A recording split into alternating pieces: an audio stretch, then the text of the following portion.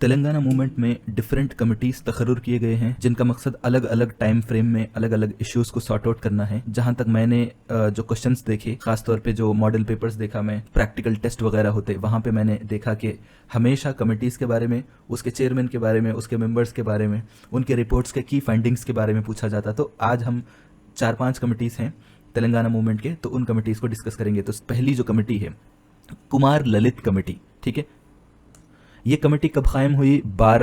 19 जनवरी 1969 को कायम हुई थी, क्योंकि ये उस वक्त कायम हुई थी जब उस वक्त के चीफ मिनिस्टर ने ऑल पार्टी मीटिंग करी थी और उसके बाद ये बोले थे कि हम ये जो तेलंगाना के सरप्लस फंड्स की जहां तक बात है, 1956 1 नवंबर जब से तेलंगाना को आंध्रा के साथ मिलाए तब से लेके 1968 के 31 मार्च यानी फाइनेंशियल ईयर के एंडिंग तक जो भी तेलंगाना के सरप्लस फंड्स हैं, जिसके बारे में ये बोला जाता कि तेलंगाना के फंड्स को जो है आंध्रा को शिफ्ट कर दिए, तो हम इसका अंदाजा लगाएंगे कितने पैसे जो है तेलंगाना के हैं जो हम लोग उसको यूटिलाइज नहीं करे या उसको आंध्रा ट्रांसफर कर दिए। तो जो कमेटी है के चेयरमैन है उनका नाम है कुमार ललित, और इन्हों कौन है बोलते CAG, ठीक है, कंट्रोलर एंड ऑडिटर जनरल इसके ऑफिसर हैं। तो इस उन्हें चेयरमैन है, और ये रिपोर्ट कब सबमिट किया गया? सिर्फ 2 महीनों के अंदर ही इस रिपोर्ट को सबमिट किया गया। तो इसके की फाइंडिंग्स क्या है ये हमारे लिए जानना बहुत जरूरी है। तो तेलंगाना के रेवेन्यू अकाउंट में, जिसमें कस्टम जो एक्साइज ड्यूटी है, तो टोटल बता रहा हूं मैं 102 करोड़ रुपए का सरप्लस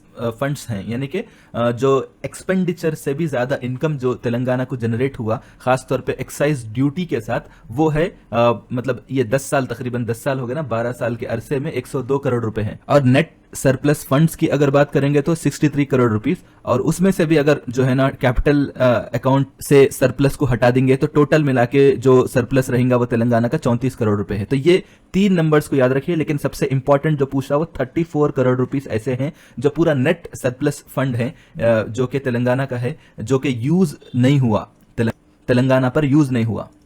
अब इसमें तेलंगाना रीजनल कमेटी क्या बोल रही है भाई, ये जो कमेटी है कुमार ललित कमेटी, इसने सरप्लस फंड्स को कैलकुलेट करने में कुछ गलती कर दी। तो उसमें ये बोला गया कि भाई 102 करोड़ नहीं है, ये 107.13, ठीक है, यानी 107 करोड़ 13 लाख रुपए एक्चुअल फंड्स हैं। तो ये नंबर भी याद रखिए, क्योंकि इनके कैलकुलेशन में कुछ फर्क है, बल्कि बिकॉज तेलंगाना रीजनल कमेटी को ज्यादा अंदाजा रहता, बिकॉज वो स्टेट का एक इंटर पार्ट है, तो इसीलिए वो लोग ऐसा बोले थे। अब यहाँ पे क्या है कि रीजनल कमेटी की तरफ से यह भी बोला गया कि भाई ये लोग जो है स्टेट वाइज बोर्ड्स और कॉरपोरेशंस, जैसा कि स्टेट रियासती हुकूमत के जो कॉरपोरेशंस रहते, जैसा कि मैं एग्जांपल के तौर पे बता रहा हूँ, तेलंगाना रोड ट्रांसपोर्ट कॉरपोरेशन जो TGSRTC है, तो ये एक कॉरपोरेशन है। तो इसके ऐसे कई कॉरपोरेशंस रहते, बेवरेजेस कॉरपोरेशन रहता, तो रियासती हुकूमत के कई इदारे रहते, तो उसमें कॉरपोरेशन के इनकम्स को जो है कैलकुलेट नहीं करी, बल्कि रीजनल कमेटी भी बोली इस कमेटी के बारे में। तो अब यहाँ पे गवर्नमेंट क्या करी इस रिपोर्ट को सबमिट करने के बाद, तो जैसा कि एक तो ललित कुमार कमेटी है, ललित कमेटी है, दूसरा जो है तेलंगाना रीजनल कमेटी, ये दोनों में डिस्प्यूट पैदा हुआ।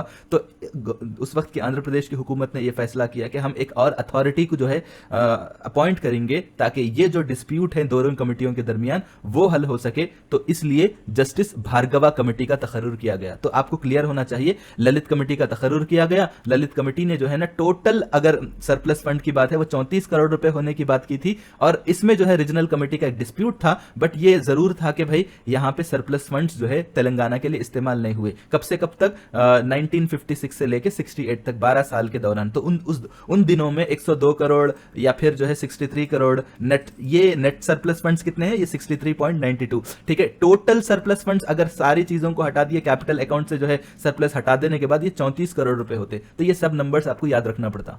अब इसमें दूसरी कमेटी क्या है? जस्टिस वशिष्ठ भार्गवा कमेटी 1969 में तकर्रुर किया गया। कब तकर्रुर किया गया? 11 अप्रैल को तकर्रुर किया गया। तो यहां पे आप देख सकते, जैसे ही ललित कुमार कमेटी ने 7 मार्च को तकर्रुर किया, फिर उसके बाद regional committee, Telangana regional committee ने इस पर डिस्प्यूट किया, तो उसके फौरी बाद जो है 1 महीने के अंदर अंदर जो है यहां आंध्र प्रदेश की हुकूमत ने एक दूसरी कमेटी का तकर्रुर किया। तो इसका नाम क्या है? Justice Vashishtha Bhargava committee. तो इसका काम भी तकरीबन वही है कि तेलंगाना के सरप्लस फंड्स को मालूम किया जाए, और 8 पॉइंट फार्मूला, अभी इसके बारे में हम लोग पढ़ेंगे। तो इसके 8 पॉइंट फार्मूला में जैसा बताया गया उसके तहत में जो है तेलंगाना के सरप्लस फंड्स को मालूम करना। तो इसके चेयरमैन कौन है? Justice Vashishtha Bhargava, supreme court के जज हैं। इसके 2 मेंबर्स हैं, विहारी भूषण और हरिभूषण, ठीक है, और सेक्रेटरी कृष्ण स्वामी।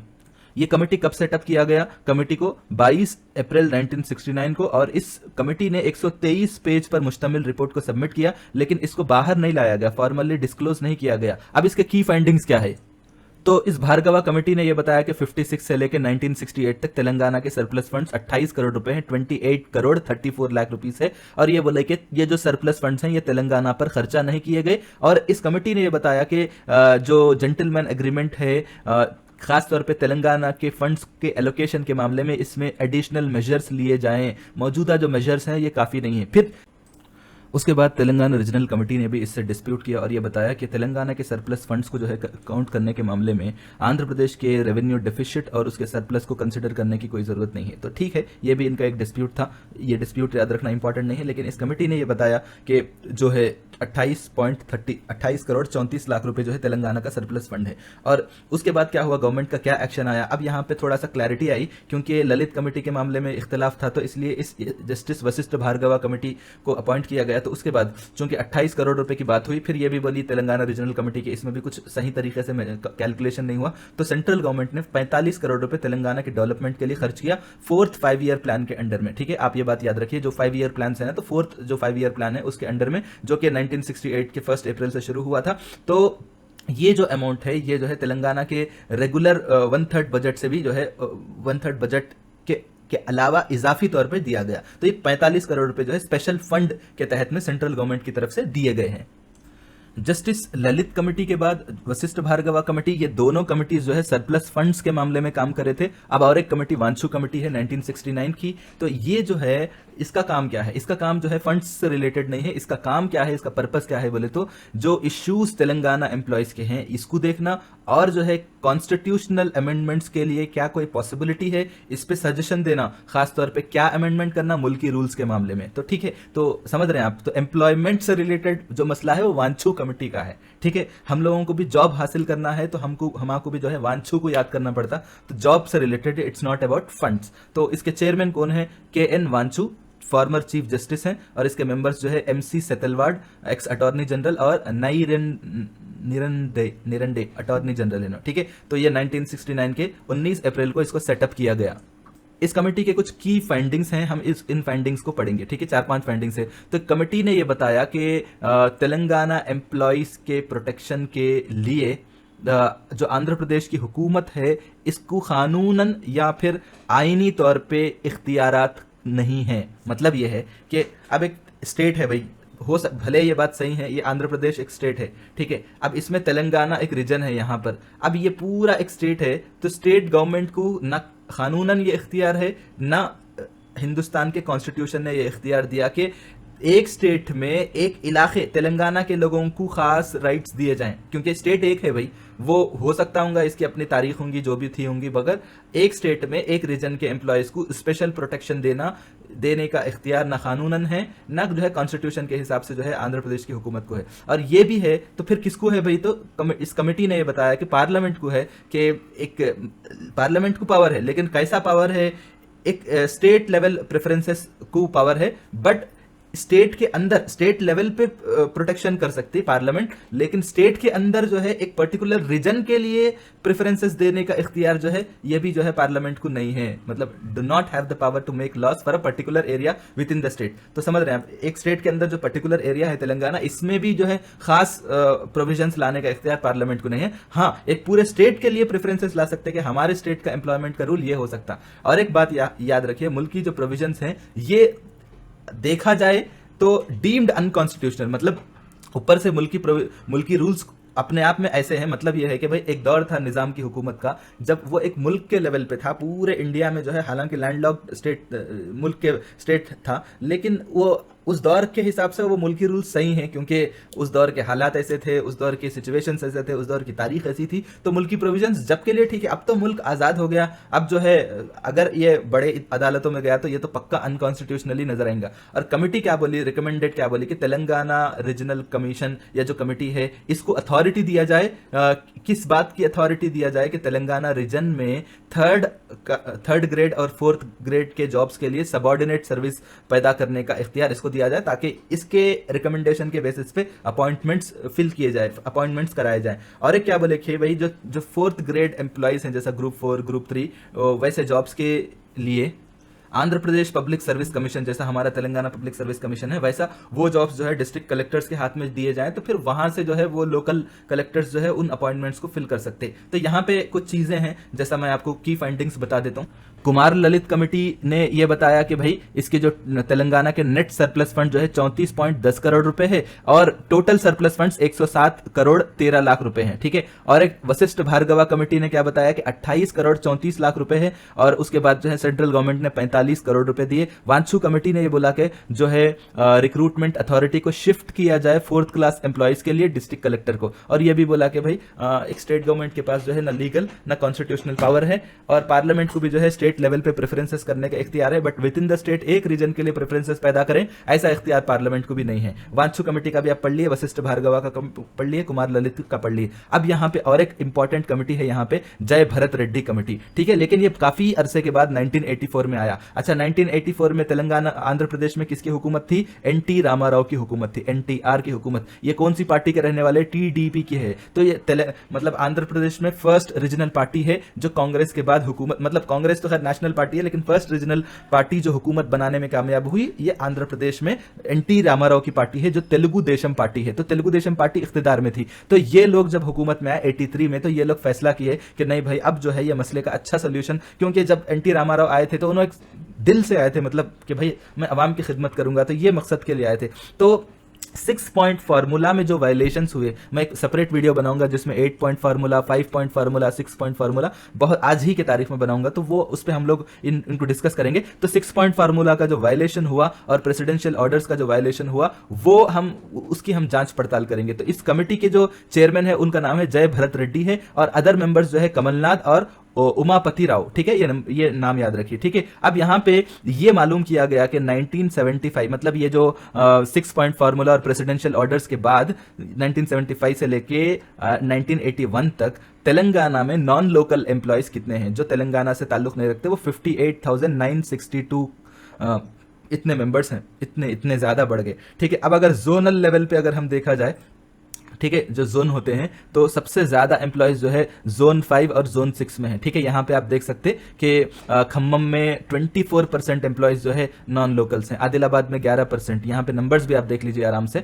तो यहां पे सबसे ज्यादा खम्मम में है और उसके बाद उतने नंबर पे जो हैदराबाद में 22% है, जिसमें 22,722 जो है एम्प्लॉयज नॉन लोकल्स हैं तेलंगाना हैदराबाद में। तो ये आप परसेंटेज देखिए। उसके बाद निजामाबाद में 17%, नलगोंडा में 14%, रंगारेड्डी में 14% है। तो यहां पे तो इस कमिटी ने यह बताया कि जो प्रेसिडेंशियल ऑर्डर्स और 6 पॉइंट फार्मूला में के बाद जो भी वायलेशंस हुए, किस मामले के वायलेशंस के भाई जो लोकल्स के जगह पे नॉन लोकल्स को अपॉइंट किया गया उसकी बात हो रही। तो यहां पे कमिटी ने यह बताया कि प्रेसिडेंशियल ऑर्डर्स का वायलेशन हुआ और गवर्नमेंट ने और एक बात यह है कि गवर्नमेंट ने जो है इस रिपोर्ट पे कोई एक्शन नहीं लिया, क्योंकि मतलब उनको यह डर था कि भाई कुछ भी एक्शन लेंगे तो फिर एक बड़ा मसला हो जाता, तो वो हो सकता, तो इसीलिए उसके बाद फिर तेलंगाना के एनजीओस की तरफ से प्रोटेस्ट शुरू हो गए। लेकिन ये बात तो सही है, आपके सामने इंपॉर्टेंट डेटा आया, तो इस डेटा को आप याद रखिए। उसके बाद क्या हुआ कि एक और कमेटी का तखर्रुर किया गया 1985 में ही उसी गवर्नमेंट की तरफ से, क्या नाम है, सुंदरेशन कमेटी। तो इस कमेटी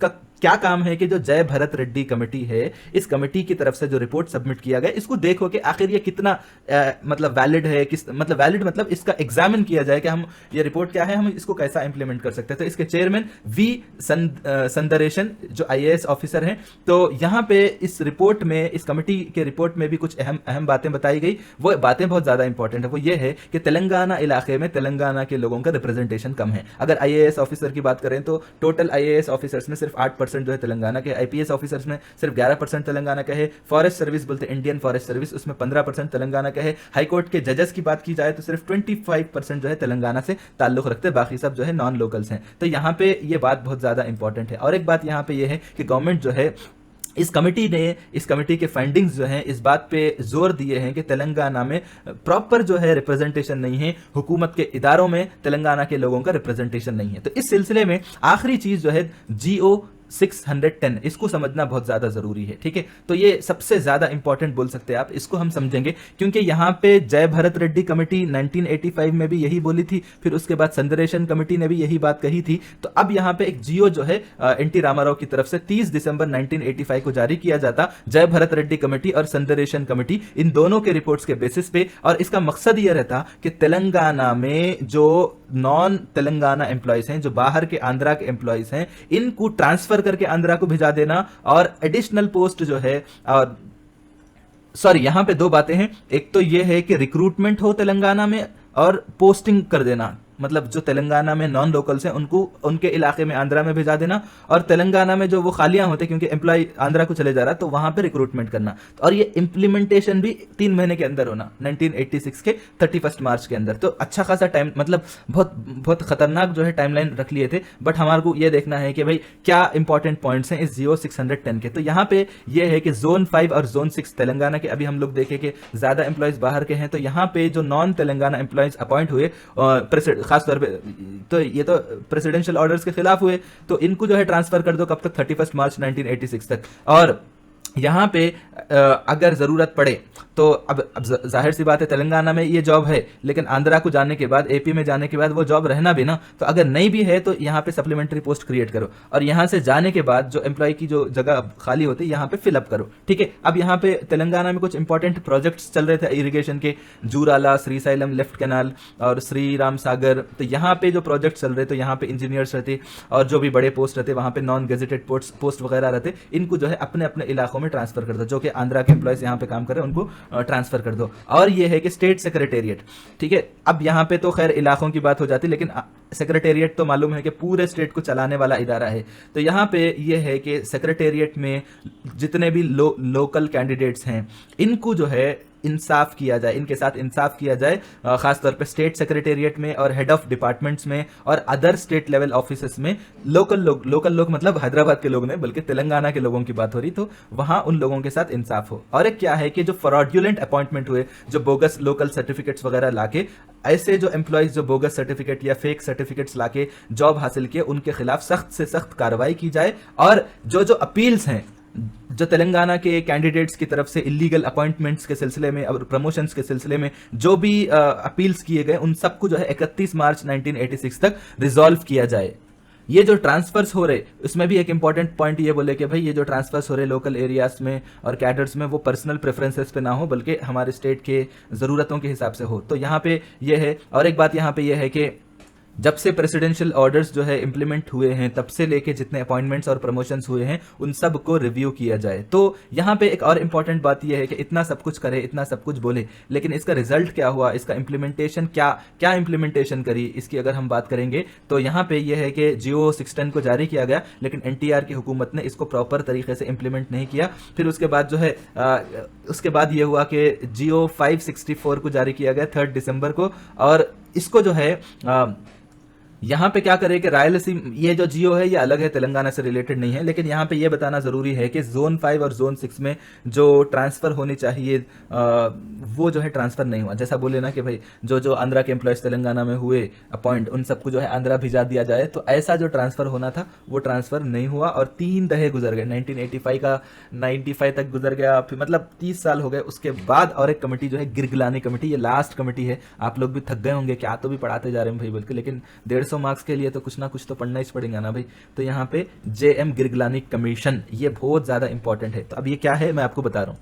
बार बार जो है यहाँ पे ये हो रहा था, जियो 610 तो जारी किया गया लेकिन उसको अमल नहीं किया गया। तब तेलंगाना के NGO non gazetted officers association की तरफ से बार बार हुकूमत को जो है मुतालबा किया जा रहा था, और प्रेशर भी बिल्डअप हो रहा था कि नॉन लोकल्स जो भी तेलंगाना में अपॉइंट हुए उनको जो है उनके घरों को भिजा दो।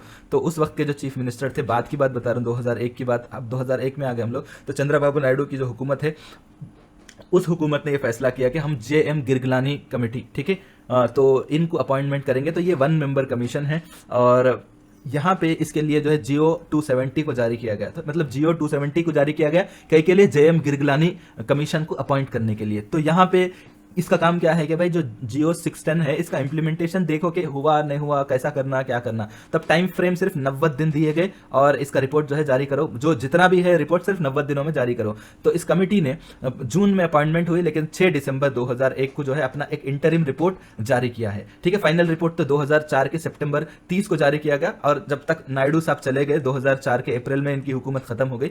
उसके बाद तेलंगाना आंध्र प्रदेश में कांग्रेस की गवर्नमेंट आई, वाई एस राजशेखर रेड्डी जो है चीफ मिनिस्टर बने, तो उनके दौर में ये मतलब दूसरा रिपोर्ट जारी किया गया। तो यहाँ पे अब हमारे को जानना जरूरी है कि इस कमेटी का रिपोर्ट क्या है। ठीक है, अब यहाँ पे इस रिपोर्ट को उस वक्त के चीफ मिनिस्टर ने जो है असेंबली के सामने लाए 2005 में। ठीक है, अब यहाँ पे ये है कि इस रिपोर्ट के फाइंडिंग्स क्या है। तो यहाँ पे ये है कि इस मतलब प्रेसिडेंशियल ऑर्डर्स जो हैं, हम प्रेसिडेंशियल ऑर्डर्स को बहुत अच्छे से पढ़ेंगे। तो प्रेसिडेंशियल ऑर्डर्स के बाद 126 वायलेशंस किए गए और 18 टाइप के वायलेशंस है, और इसके हल के लिए 35 रेमेडियल मेजर्स सजेस्ट किए गए हैं। ठीक है, तब यहाँ पे की वायलेशंस क्या है, तो यहाँ पे ये है की वायलेशन मतलब इंपॉर्टेंट वायलेशंस क्या है। अब यहाँ पे क्या वायलेशन हुआ बहुत इंटरेस्टिंग है। आप देखिए जोन डिस्ट्रिक्ट छोटा रहता, जोन इससे बड़ा रहता और स्टेट इससे बड़ा रहता। अब यहाँ पे डिस्ट्रिक्ट लेवल का जो पोस्ट है, अगर हम इसको लोकल बेसिस पे अपॉइंट करना है तो डिस्ट्रिक्ट के लोगों को ही अपॉइंट करना पड़ता। ठीक है, जोनल लेवल का पोस्ट है तो इसमें कई डिस्ट्रिक्ट्स आते, हो सकता है कि 2-3 डिस्ट्रिक्ट्स हो सकता है कि 6-7 डिस्ट्रिक्ट्स हो। जोनल लेवल के पोस्ट में लोकल लोगों को ही लाना। अब स्टेट लेवल के पोस्ट है तो वहां पे स्टेट लेवल के कोई भी आ सकते। अब यहाँ पे वायलेशन कैसा हुआ देखिए, डिस्ट्रिक्ट लेवल के पोस्ट को जो है जोनल लेवल के पोस्ट में कन्वर्ट करे। मतलब ये है कि अब समझिए खम्मम डिस्ट्रिक्ट का एक पोस्ट है तो इसको एक जोन बना दिए, तब यहाँ पे हो जाता क्या कि थोड़ा और इसका स्कोप बढ़ जाता, तो नॉन लोकल्स को आने का चांस और मिल जाता। ठीक है, और एक काम क्या करे कि जोनल पोस्ट जो है, जोनल पोस्ट को स्टेट लेवल के पोस्ट बना दिए, तो जो जोनल लेवल के पोस्ट हैं वहां पर जो जोन के लोगों को जॉब मिलना है उसको स्टेट लेवल का आ गए, तो श्रीकाकुलम वाला भी जो है ये तेलंगाना के जोन्स में आके जॉब्स हासिल करने में कामयाब हो गया। तो ऐसा करे। और एक काम क्या करे, नॉन गेजेटेड पोस्ट को जो है गेजेटेड में लगा दिए।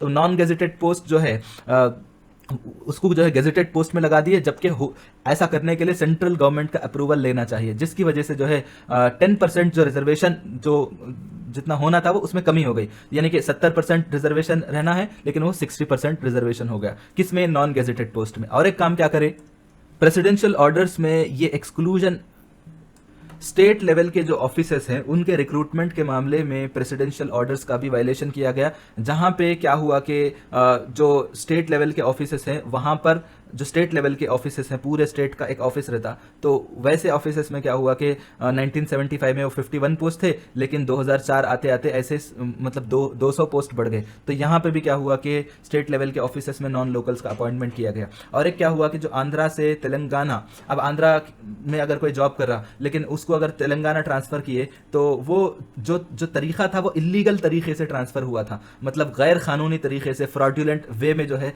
ट्रांसफर किया गया। तो यहाँ पे यही बात बताई गई है, क्योंकि क्या होता है कि डिस्ट्रिक्ट का जो ट्रांसफर है या जोन टू जोन ट्रांसफर है ये एक्सेप्शनल है, बहुत ही खास मौके पे होता। लेकिन यहाँ पे ये हुआ कि आंध्र प्रदेश से तेलंगाना जो है यूनिलैटरल हो गया ट्रांसफर, मतलब एक तरफा ट्रांसफर कर दिए, और हैदराबाद को फ्री जोन बना दिए कि कोई भी उसको, मतलब फ्री जोन मतलब उसको 7th जोन बना दिए। तो इससे आंध्रा के एम्प्लॉयज जो है आराम से परमानेंट बेसिस पे आके हैदराबाद आके बस गए। और क्या करे कि जो नॉन लोकल्स हैं आंध्रा के, ये लोग क्या करे, टीचिंग जॉब्स वगैरह में फ्रॉड रेसिडेंसी सर्टिफिकेट्स हासिल करने में कामयाब हो गए, रिश्वत वगैरह देते हुए। तो अब यहाँ पे ये लोग आके ऐसा सेटल हो गए। अब गिरगलानी कमेटी की तरफ से कुछ सजेशंस दिए गए, उसमें ये बोले कि भाई जो भी वायलेशंस किए गए उनको जो है खासतौर पे प्रेसिडेंशियल ऑर्डर्स के बाद जो भी वायलेशन हुए उनको इमीडिएटली करेक्शन किया जाए, और जितने रिक्रूटमेंट, पोस्टिंग, प्रमोशंस और डेपुटेशंस हुए उनको दोबारा रिव्यू किया जाए। और एक यहाँ पे ये है कि एक मॉनिटरिंग अथॉरिटी को एस्टैब्लिश किया जाए इन सब के मामले में, मतलब प्रेसिडेंशियल ऑर्डर्स को किस तरह से इंप्लीमेंट किया जाए। तो इस सिलसिले में एक मॉनिटरिंग अथॉरिटी को लाया जाए और यहाँ पे इन सब ऑर्डर्स के बारे में पूरे एम्प्लॉयज को जो है एजुकेट किया जाए। अब यहाँ पे एक लेजिस्लेटिव कमेटी भी, मतलब एमएलएस की कमेटी को जो है कायम की जाए, वो भी कौन से, लोकल रिप्रेजेंटेटिव्स रहना तेलंगाना के, जो कि वो सब कमेटी क्या है कि पूरे इम्प्लीमेंटेशन पर कोऑर्डिनेट करेगी। और एक क्या है, एक सर्विस रजिस्ट्रार रहना, तो जैसा कि एम्प्लॉयज़ के बारे में रहना कि उसका होम टाउन, उसका डिस्ट्रिक्ट, उसका लोकेलिटी क्या है, उसका सर्विस रजिस्ट्रार रहना। और पब्लिक सेक्टर्स में जो भी रिक्रूटमेंट होता है, जैसे पब्लिक सेक्टर इदारे रहते हैं, जैसा कि तेलंगाना स्टेट रोड कॉरपोरेशन है, इस तरह जो है बेवरेजेस कॉरपोरेशन है, ऐसे जितने भी जो मतलब तेलंगाना स्टेट के जो इदारे रहते, स्टेट के जो कंपनीज रहते, उन सब में भी जो है